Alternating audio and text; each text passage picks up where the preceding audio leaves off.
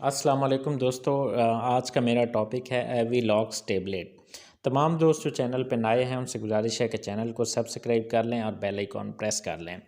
दोस्तों एवीलॉक्स जो है 400 mg की स्ट्रेंथ में अवेलेबल है। इसके अंदर जो साल्ट है मॉक्सीफ्लॉक्सासिन है।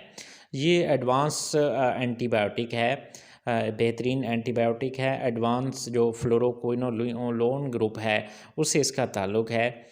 ये डिफरेंट किस्म के जो इन्फेक्शंस हैं उनमें इसका इस्तेमाल हो सकता है।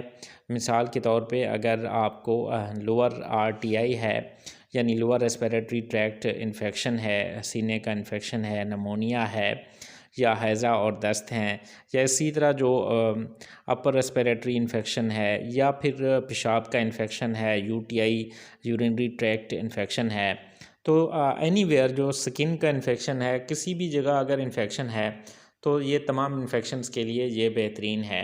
इसकी जो ब्यूटी है, इसकी डोज़ ओडी डोज़ है, एक गोली रोज़ाना आपने लेनी होती है। तो ये इसके रिज़ल्ट जो है वो बहुत अच्छा रिज़ल्ट है इसका।